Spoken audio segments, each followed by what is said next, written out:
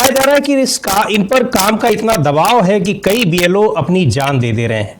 मृत बीएलओ के परिजन साफ तौर पर यह बात कह रहे हैं, लेकिन चुनाव आयोग खामोश है।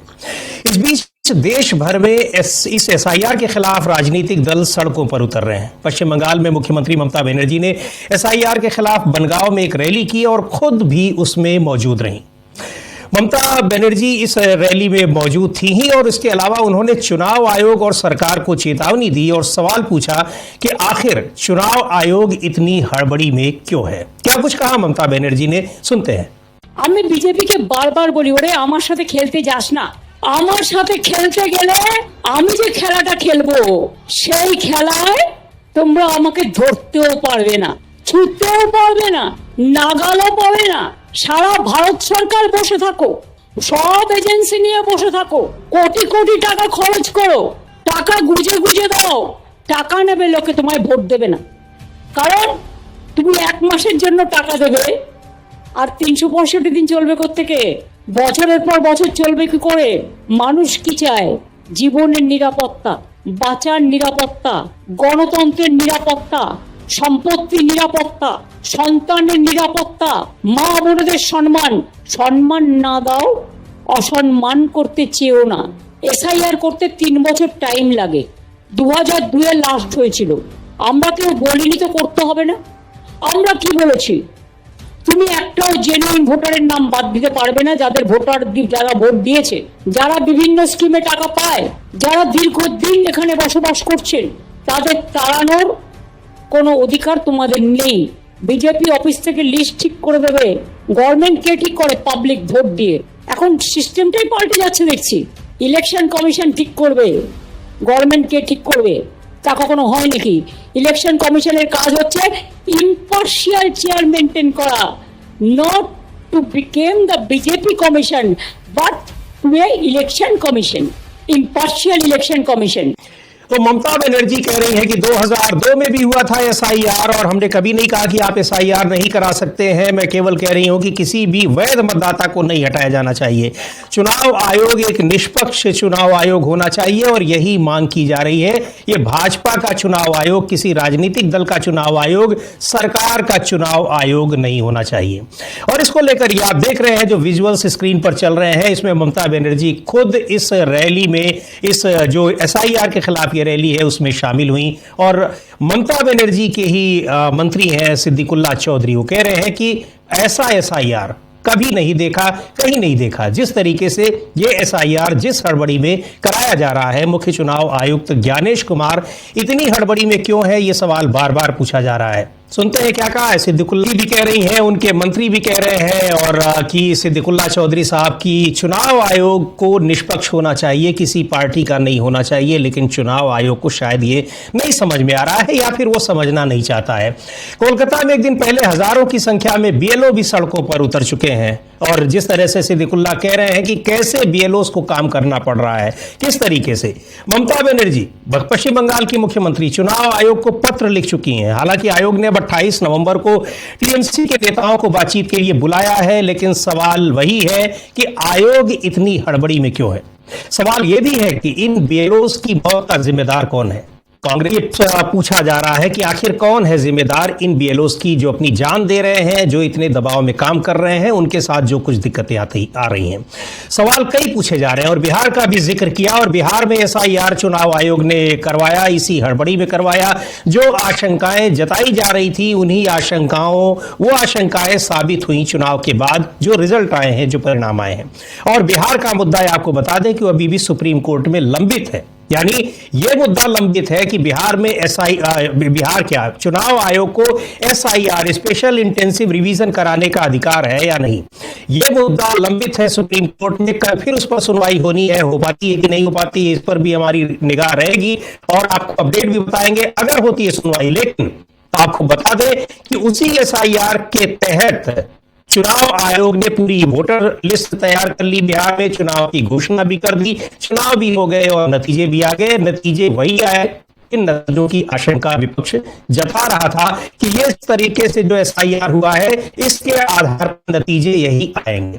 वन नेशन वन इलेक्शन की ओर बढ़ रहे हैं, और वन नेशन वन इलेक्शन, और इसमें इसका मतलब ये है कि जो आशंकाएं जताई जा रही हैं कि अब इस तरीके से जो आपने अनिल सिन्हा जी ने कहा कि ये बीजेपी फ्रेंडली वोटर लिस्ट तैयार कर रहा है चुनाव आयोग, उस लिस्ट के आधार पर क्या मध्यावधि चुनाव कराने की तैयारी है, ये बड़ी बात है। और जिस तरह की हड़बड़ी चुनाव आयोग की दिखाई पड़ रही है, निश्चित तौर पर उसकी ओर इशारा ये हो रहा है, दिखाई पड़ रहा है। और वन नेशन वन इलेक्शन यानी एक साथ सारे राज्यों में चुनाव करा लिए जाएं और लोकसभा के चुनाव करा लिए जाएं, मतदाता सूची अपने हिसाब की पहले से तैयार रहे, ये एक कहां देश के लोकतंत्र को ये कहां ले जाएगा। अमलेंदु उपाध्याय जी, आपसे इस सवाल का जवाब जानना चाहूंगा कि अगर ऐसा है, और ऐसा इसलिए है, ये बिल्कुल निराधार इसको नहीं कहा जा सकता, क्योंकि जो दिखाई पड़ रही हैं चीजें कि जिस तरीके से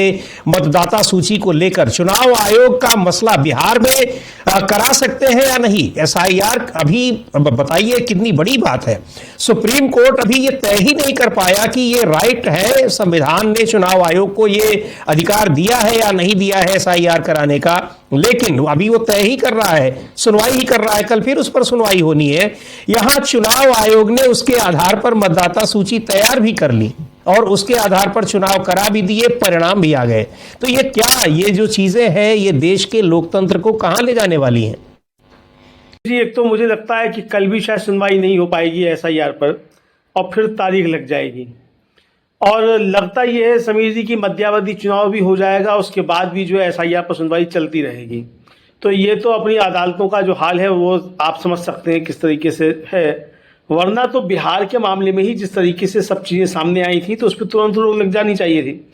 यानी पहली बार जब पहुंचता है संविधान, जो वैकेशन बेंच होती है उसके पास, और जो वैकेशन बेंच को देख रहे हैं जस्टिस सुधांशु धूलिया, वो साफ तौर पर कहते हैं कि भाई ये कागजात तो मैं भी नहीं दे सकता अगर मुझसे मांगे जाएं, और आपको इतनी हड़बड़ी क्यों है, वो पूछते हैं इस बात को। फिर वो पूछते हैं कि भाई नागरिकता तय करना आपका काम नहीं है और आप इसे क्यों कर रहे हैं, ये सारे सवाल पूछते हैं।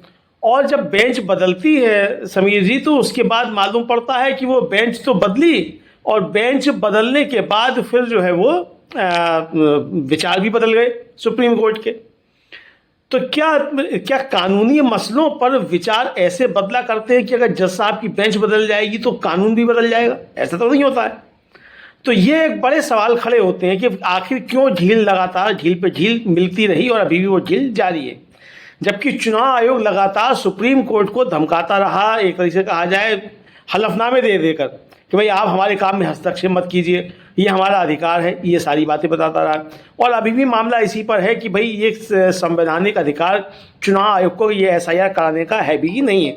तो बहरहाल ये सुप्रीम कोर्ट में जो होगा वो देखा जाएगा क्या होता है सुप्रीम कोर्ट में। लेकिन समीर जी, ये हम लोग भी लगातार चर्चा करते रहे, पहले भी हम लोगों ने चर्चा की है कि इसके जरिए जो 400 पार का सपना अधूरा रह गया था, वो 400 पार का सपना पूरा करना है और मध्यावधि चुनाव कराकर ये किया जाना है, ताकि फिर नीतीश कुमार को मुख्यमंत्री बनाए जाने की बाध्यता भी खत्म हो जाए, चंद्रबाबू नायडू की बैसाखियां हैं वो बैसाखियां भी खत्म हो जाएं। तो ये सारी बैसाखियों की जो आवश्यकता है वो सब खत्म हो जाए, और फिर करा के आराम से 400 पार करके और फिर संविधान भी बदला जाए, और उसके बाद फिर चुनाव कराने की आवश्यकता ही ना बचे।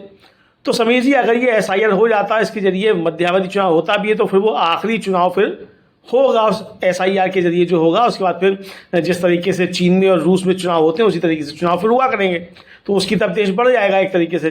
तो ये निश्चित तौर पर समझा जा सकता है कि इसके पीछे मंशा यही हो सकती है, वरना चुनाव आयोग को इतनी हड़बड़ी क्यों है ये समझ में अभी तक नहीं आ रहा समीर जी।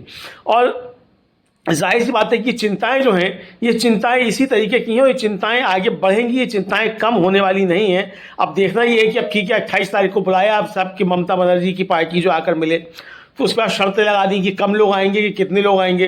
अब ममता बनर्जी पूछ रही कि भाई आपको डर क्यों है, खुले में आप बात करना क्यों नहीं चाहते? भाई इंडिया गठबंधन को भी बुलाया था लेकिन खुले में उनसे भी बात करना नहीं चाहते थे, तो खुले में चुनाव आयोग बात करना क्यों नहीं चाहता है? तो बहुत सारे सवाल जो उठते हैं। और फिर ये कहा गया कि जब राहुल गांधी ने हाइड्रोजन फाइल्स वो लेकर आए थे, H फाइल्स लेकर आए थे, तो उस समय आया कि साहब इसका हम बहुत जल्दी ही जवाब देंगे। वो जवाब अब तक क्यों नहीं आया? अगर आपके पास जवाब है तो वो जवाब अब तक क्यों नहीं आया? ये सवाल भी तो बनता है। तो जिस तरीके से बिहार का चुनाव एसआईआर के जरिए छीन लिया गया, मुझे लगता है कि निश्चित तौर पे यही प्लानिंग है कि इस तरीके से एसआईआर कराकर, देखिए जो 12 राज्य लिए गए हैं उनमें अधिकांश जो है वो अधिक आबादी वाले मतलब बड़े राज्य हैं।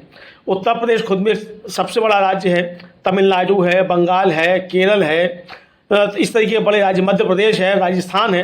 तो यानी बड़े राज्य जो है यहाँ से इंतजाम किया जा सके 400 पार का, तो उसका पूरी व्यवस्था अब ज्ञानेश कुमार जी के ऊपर डाली गई है कि आपको ये लक्ष्य जो है पूरा करना है। लेकिन समीर जी सवाल यही उठता है कि जिम्मेदारी तो ज्ञानेश कुमार जी के ऊपर बिहार में अटल जी का सपना पूरा कराने की भी थी, मेहनत भी की गई, उस पर काम भी हुआ, लेकिन नतीजे भी आए उस थोड़े से उस तरफ जाते हुए, लेकिन अटल जी का सपना जो था वो अधूरा का अधूरा ही रह गया।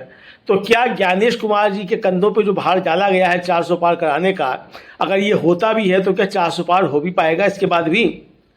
अब ये देखने वाली बात होगी। लेकिन जो इंतजाम किए जा रहे हैं, लगता यही है प्रथम दृष्टया कि इंतजाम इसी तरीके के किए जा रहे हैं कि 400 पार कराने के लिए ये एसआईआर कराया जाए। यही सवाल इसीलिए ये हमने आपसे कहा, पूछा भी था कि भाई ये जो चीजें हैं उनको जो करना है उस पर फोकस्ड है, लेकिन यहाँ तमाम चीजों से लोग बहुत सी चीजें न समझ पाए, सवाल न उठा पाए, उसके लिए बहुत से हथकंडे अपनाए जाते हैं कि इधर उधर तमाम चीजों की ओर बहकाने की कोशिश होती है और मुद्दों को किस तरीके से भटकाने की कोशिश होती है। जैसे अब आज हमने देखा है कि सारे दिन केवल और केवल टेलीविजन चैनलों पर एक ही खबर, एक ही चीज दिखाई पड़ रही थी, जैसे उससे बड़ी कोई खबर ही ना हो, और वो था अयोध्या का जो पूरा और ये अलायंस तब बन रहा है जब एक दिन बाद यहां पर संविधान दिवस मनाया जाएगा। कल उसमें भी प्रधानमंत्री नरेंद्र मोदी कुछ न कुछ बोलेंगे, कोई न कोई भाषण आएगा, ट्वीट आएगा, और निश्चित तौर पर अमलेंदु जी ये क्या है? ये वास्तव में कोई जानबूझकर ये दिन रखा गया था या इससे बेहतर मुहूर्त कुछ हो नहीं सकता था? क्योंकि वहां पर आजकल मुहूर्त भी ऐसे तय किए जाते हैं, खासतौर से राम मंदिर के सिलसिले में हम देखेंगे कि वो राजनीतिक लाभ कैसे पहुंचा रहे हैं, वो मुहूर्त देखा जा रहा है। चाहे हम शिलान्यास की बात करेंगे, चाहे प्राण प्रतिष्ठा की बात करेंगे, या फिर ये जो आज हुआ है वहां पर ध्वजारोहण का कार्यक्रम। ये कोई अनायास नहीं है कि साहब आज का ही मुहूर्त निकला है। मुहूर्त तो क्या, मुहूर्त जो निकलवाना वो निकलवा लीजिए। हम लोग तो तमाम लोगों के मुहूर्त निकालते रहते हैं, कहिए तो सरकार का भी मुहूर्त निकाल दें, सब कर देंगे, दक्षिणा दीजिए और मुहूर्त सब निकाल दिया जाता है, जिस तरीके से भी आप कहिए आपकी मनमर्जी का। लेकिन बड़ा खतरनाक संकेत है समीर जी, आप देखिए कि बाबरी मस्जिद गिराए जाने का मुहूर्त किस दिन निकलता है? 6 दिसंबर 1992, बाबा साहब डॉक्टर भीमराव अम्बेडकर का परिनिर्वाण दिवस। आज धर्म ध्वजा फहराने का मुहूर्त किस समय निकलता है? 25 नवंबर 2025, जो 25 नवंबर 1949 जब जो था वो प्रस्तुत किया गया संविधान सभा में, संविधान प्रस्तुत किया गया और बाबा साहब डॉक्टर भीमराव अम्बेडकर ने संविधान सभा में अपना आखिरी भाषण दिया, उस दिन इसको ये मुहूर्त निकाला गया। तो इस मुहूर्त का बड़ा संकेत है। तो ये संकेत दे दिया गया है कि भाई जिस संविधान की आप बात कर रहे थे उस संविधान को हम बुलडोज करने के लिए आए हैं और हम करेंगे उसको। हम सारी तारीखें इसी तरीके की चुनेंगे, हम सारे काम इसी तरीके से करेंगे। तो ये साफ संकेत समीर जी दिए जा रहे हैं और स्पष्ट तरीके से दिए जा रहे हैं। वो चाहे सेंगोल स्थापित किया जा रहा हो, चाहे धर्मध्वजा स्थापित की जा रही हो, सारे संकेत इस तरीके के दिए जा रहे हैं कि हम यहाँ राजतंत्र लेकर आएंगे और आप आपके जो पुरखों ने जो कुर्बानियाँ दी थी अंग्रेजों से लड़कर, वो बेकार थी और अंग्रेजों की भक्ति करनी चाहिए थी। तो ये संदेश साफ तौर पर दिए जा रहे हैं। दूसरा समीर जी, प्रशांत जी ने जो बड़ा सवाल उठाया है कि ये वो जो नेक्सस तैयार हो रहा है, जो लिबरल्स हैं वो भी जो है वो इस तरह की बात कर रहे हैं कि साहब कि वो उनको भी जो है मतलब आंखों में उनकी रतौंधी आ गई है। आंखों में रतौंधी नहीं आ गई है। ये जो लिबरल्स हैं जो आजकल बात कर रहे हैं कि कुछ तो कह रहे हैं कि साहब इंडिया गठबंधन का नेतृत्व अब कांग्रेस से निकाल कर किसी और को दे दिया जाए, कि किसी क्षेत्रीय दल को दे दिया जाए, या वोट चोरी का मसला छोड़ दिया जाए। ये सारे लिबरल्स वो हैं जो पहले गोदी मीडिया जिसको कहते हैं, इसी गोदी मीडिया में संपादक हुआ करते थे और आज यूट्यूबर हो गए हैं, और तब ये अन्ना को कंधे पे उठाए घूम रहे थे। तो असली अपराधी तो ये हैं, मोदी जी को लाने वाले यही हैं जो अब यूट्यूबर बन गए, पहले गोदी मीडिया में थे। क्योंकि इन्होंने ही 24-24 घंटे अन्ना की लाइव प्रसारण किया था कि अन्ना देखो बारिश में भागते हुए कैसे भाग के जा रहे हैं, गांधी समाधि पे दौड़ के पहुंच गए हैं बारिश में। ये सारा ये पाप करने वाले यही लोग हैं।